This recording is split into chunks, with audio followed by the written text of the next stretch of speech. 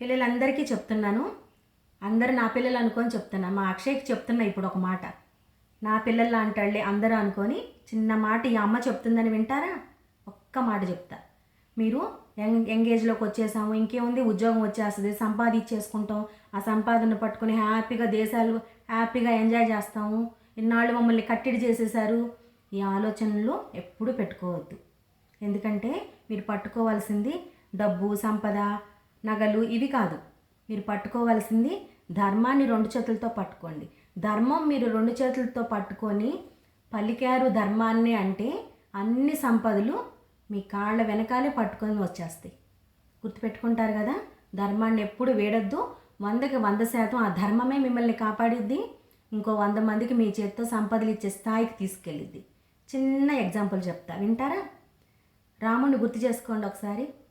రాముడు అర్ధరాత్రి రాజ్యాన్ని వదిలి వెళ్ళిపోతాడు తండ్రి కోరిక మేరకు. ఆ కథ అంతా అందరికీ తెలుసు.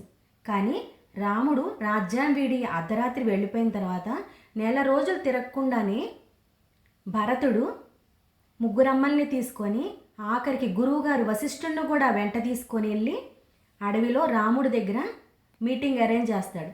అన్నయ్య రాజ్యం నీది, అన్నయ్య రాజ్యం నీదే, ఇది నీదే రాజ్యం, వచ్చాయి అన్నయ్య అని బతిలాడతాడు. ఎందుకు? అన్నయ్య ధర్మాన్ని పట్టుకున్నాడు.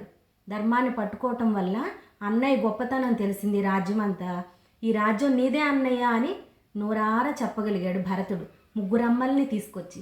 తర్వాత వాళ్ళు ఎంత ఏడ్చినా కూడా ధర్మాన్నే పట్టుకున్నాడు కాబట్టి రాజ్యం కోసం ఆశపడలా. తర్వాత అన్నీ గెలుచుకొని వచ్చి పట్టాభిషేకం చేసుకున్నాడు. అందుకే చెప్తున్నా, యంగ్స్టర్స్ అందరూ గుర్తుపెట్టుకోండి, ధర్మాన్ని ఎప్పుడూ వేడొద్దు. సరేనా?